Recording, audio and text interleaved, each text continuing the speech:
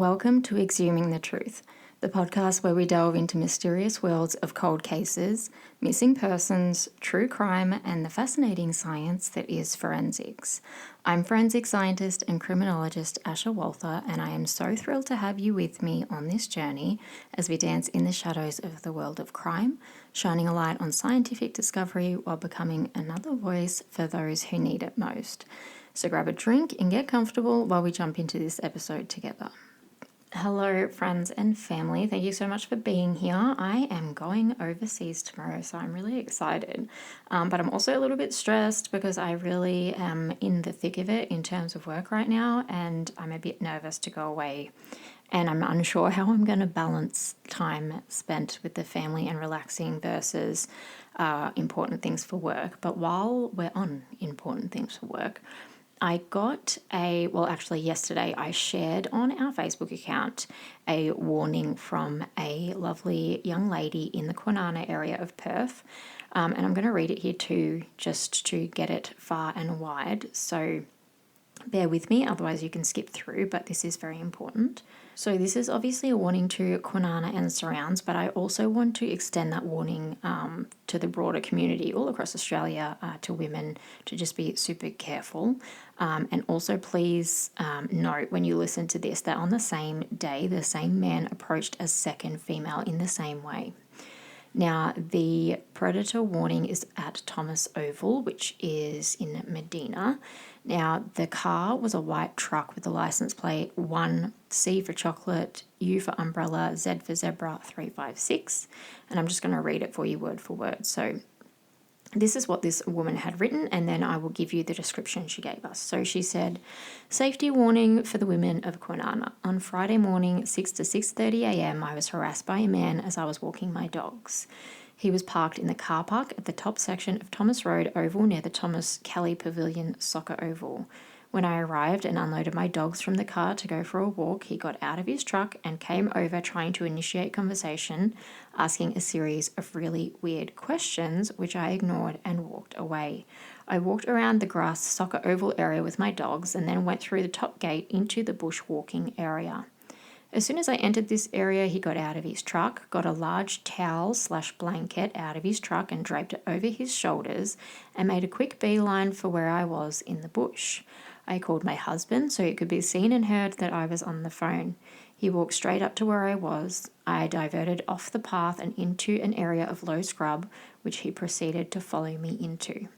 At this point, I yelled at him to get away from me and that I had my husband on the phone who knew exactly where I was and that I was calling the police.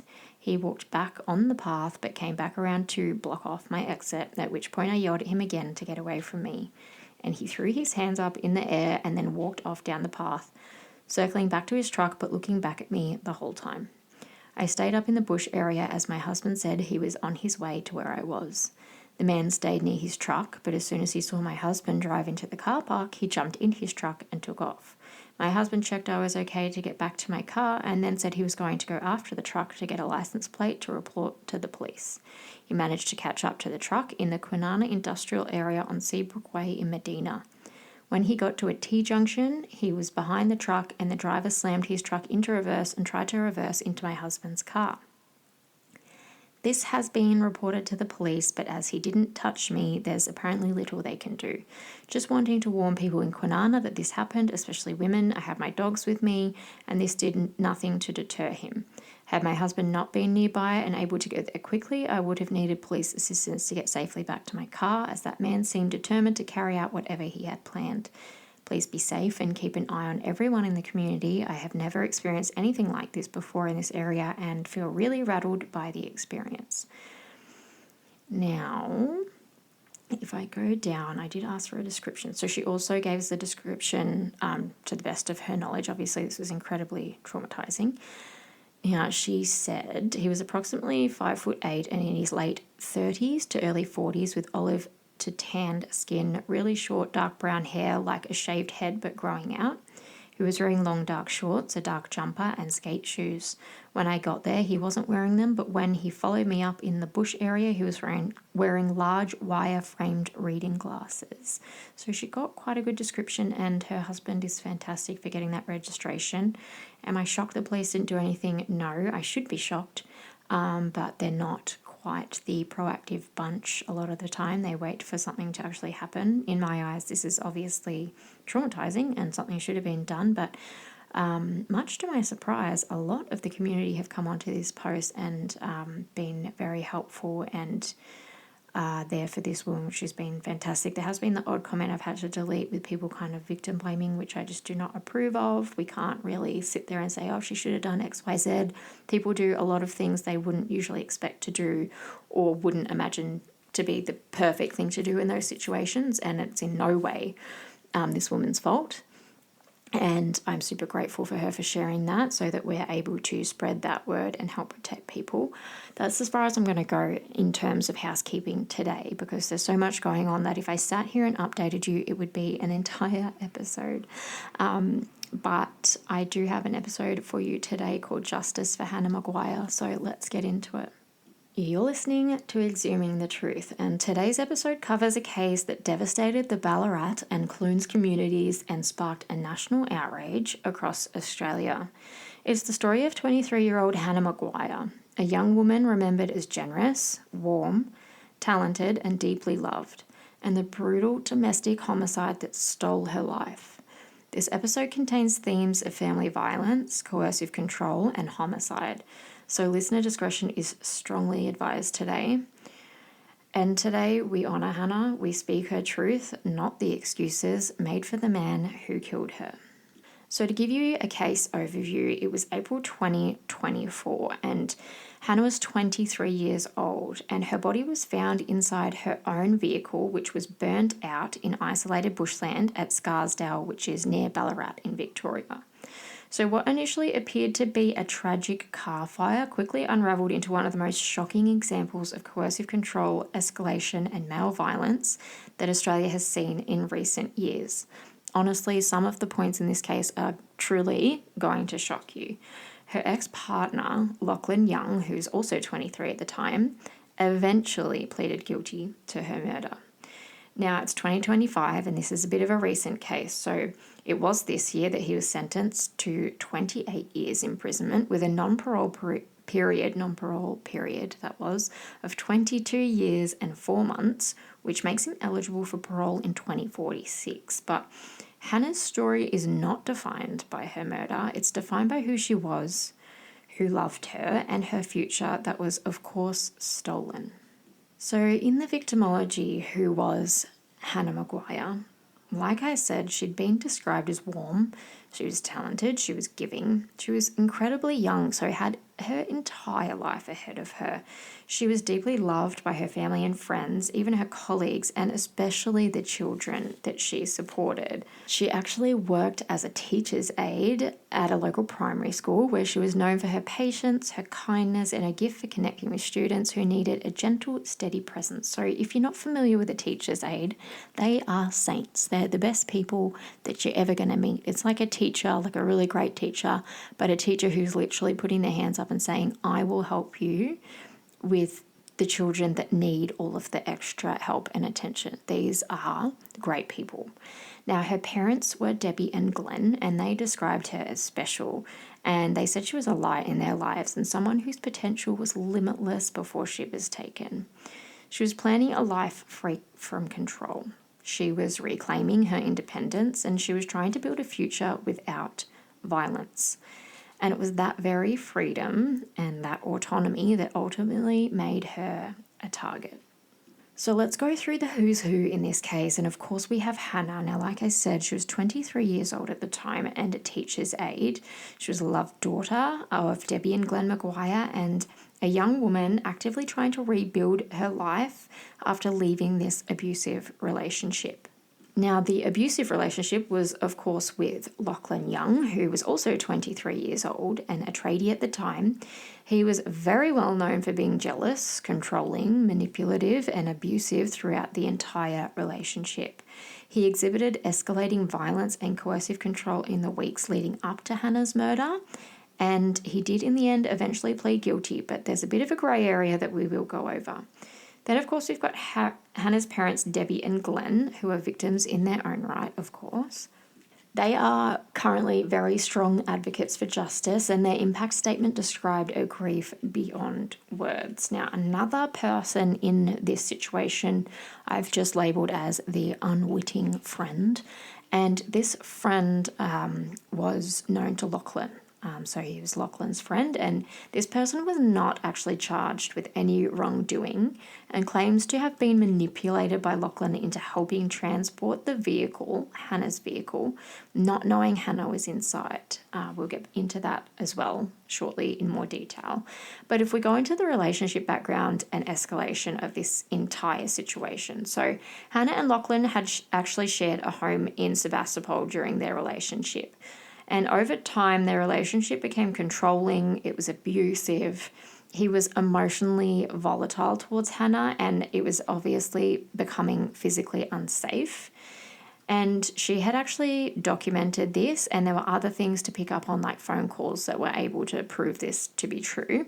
There were 129 phone calls from Lachlan to Hannah in a single day in February of 2023.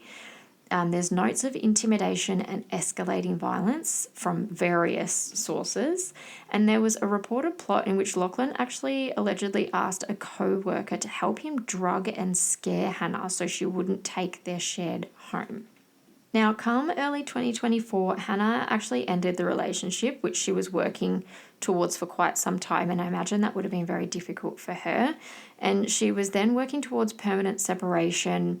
And this is actually the period in domestic violence relationships that research has shown is the most dangerous time for victims. So it's more dangerous than being in the relationship. So just that period after leaving. And tragically, Hannah became another clear example of that fatal risk. So in regard to the timeline of events in this case, it was early 2024, like I said, when she ended the relationship and she was planning to permanently separate from him. So obviously they're not married or anything, but they were sharing a home. So there was a lot to kind of go through, and she'd kind of just worked up the courage to separate and get him to leave the place of residence. Now, in that period, Lachlan's behaviour worsens and he became more unpredictable and threatening, and her parents have note of this as well. Now, between the 5th of April 2024, on the 5th of April 2024, it was the early hours of the day, and inside the home that they once shared that she was still living in, he was there for some reason, and there was an argument, and the argument escalates, and Lachlan attacks Hannah and strangles her to death. Now, instead of this period of time, there were many things he could have done, but instead of showing any remorse, he decides to then move her body, her lifeless body, into her own vehicle. He then enlists this unwitting friend to accompany him.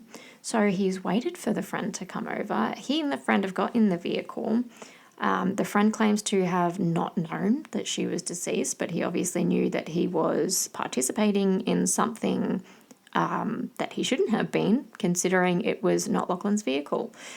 The pair drove in her vehicle with her dead body inside to Scarsdale bushland near Ballarat and set the vehicle on fire. And this was in an attempt to stage it as suicide. So I really fail to see how the friend didn't know what was going on. But anyway, now beyond this, he then takes Hannah's phone. And he's got her phone and he decides to send himself a series of text messages off her phone to make it look like she was going to commit suicide. He then sent a series of fake messages to her mother, Debbie, trying again to create the illusion that she was still alive and that she was going to die by suicide. He then also used her device to transfer himself some money, and then he crafted a narrative that Hannah had willingly left. Now, I have in my notes, underlined in red, the comment that mattered, and I want to talk about it because at her wake in the days after her death, it's reported that Lachlan had told a cousin, when reminded how he used to call Hannah beautiful and hot, He said, "Well, she's hot now, isn't she?" This is a disgusting lack of remorse, and it was actually even raised in court to demonstrate his callousness and depravity, which I'm glad it was, because what a disgusting person. Now, there's evidence that contradicted this suicide staging almost instantly, basically. So he's tried to stage all of this, and the police have come back and been like, "No, sir, not today." Now, the forensic examination, paired with behavioural inconsistencies, paired with, again, a digital analysis, all of those things pointed squarely at Lachlan. So he eventually pleaded guilty to murder. Not initially, but eventually.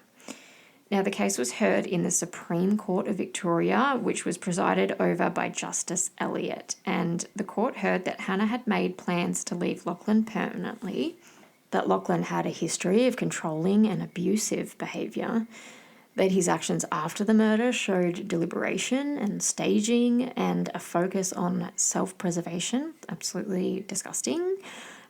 He actually attended court with around 100 people in the gallery because there were a lot of media involved, and he showed absolutely no emotion throughout the entire proceeding.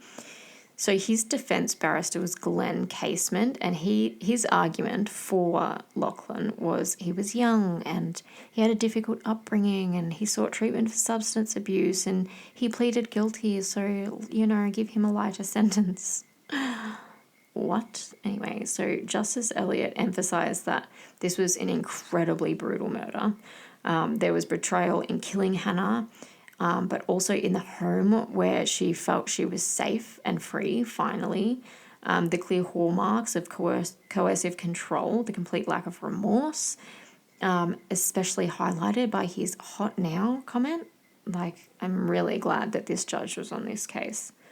So he got 28 years imprisonment, which is actually quite good because 25 years is life in Australia, which is that enough? No, it's not, but the fact that they gave him 28 is fantastic.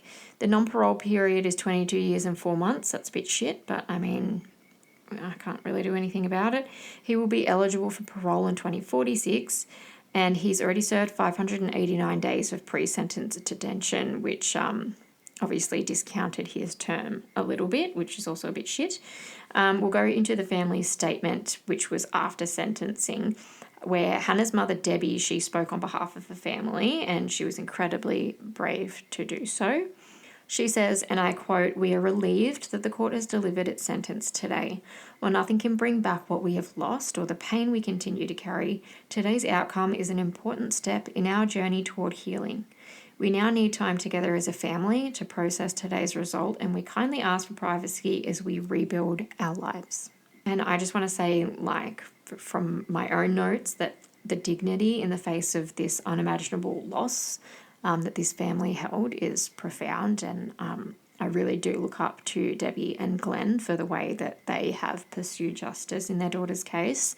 I've also done a bit of a forensic and behavioural analysis, of course, because it's me, So if it isn't obvious enough already, Hannah's case shows clear patterns of coercive control. He's obviously unwell, an escalation after separation, possessive and retaliatory violence, post-offence staging like the suicide attempt and the text manipulations and even the money transfers. What the fuck is wrong with this guy? I know you're all thinking it, so I'm going to say it. Narcissism. That's him. Lachlan Young, narcissist. Just disgusting. No remorse, no empathy.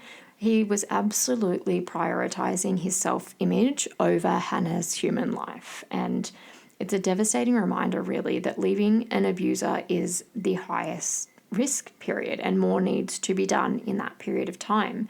Strangulation is actually one of the strongest predictors of future homicide. So I wouldn't rule out that he may have tried to do that to her before. Manipulative offenders like him will even commit fraud like he did and digital deception to rewrite a victim's final moments, which is just it's disgusting, and I could go deep into it, but I'll save that for a deep dive episode if you would like it. I'll wait to get any feedback from this first, but this is an important one because Hannah, I didn't see much of her on the news over here in Perth, and I do wish that they broadcast it more across the entire country. I don't give a shit that it was just in Victoria. Everybody needs to know about this. Everybody needs to know her name and her story. And it also helps us improve for the future what we can do in these risk periods when women are trying to leave, and what we can do to stop people like Lachlan Young. And I guess like the closing message that I have in Justice for Hannah is that Hannah deserved to be safe, and she deserved to be loved, and she deserved freedom and a full life and to live out that full life. And it's just horrible that it ended this way, and she deserved to flourish in her career, which she was very clearly doing, and build a family if she chose to do so, and live out every dream that she had that we will never know about. Her murder was not an accident by any means, not a moment of passion or not something provoked. It was just a final act of control by a disgusting man, or as Taylor Swift would say, the smallest man who ever lived, who refused to let her live without him. So I want to make sure that we honour Hannah by saying her name and telling her truth and fighting for every woman whose voice has been taken. So this is Justice for Hannah McGuire, and today I have listed some domestic violence related resources in the podcast notes, just so we've got extra resources there for things like this. I tried to cover all states and territories. This case really does break my heart when you see the image of her beautiful smiling face and the images of her parents, Debbie and Glenn, leaving the courtroom. Like, it's just not okay. Like, how is this still happening so much? It breaks my heart. But I thank you for being here and listening today, and I do hope that you have a conversation with some friends or family around this. If not, share it around, get her name out there and help us help you and help the community and make things better and safer for our kids. Thank you so much for being here. I hope you have enjoyed it here. You can keep up to date across all of our social media accounts. That's Facebook, Instagram, TikTok, YouTube, and everywhere that you get your podcasts. If you'd like to join in on any case discussions or make any case requests, you can do so in our Facebook group. You can find the link to that group in our podcast notes. As always, stay safe, stay informed, and as always, keep seeking the truth.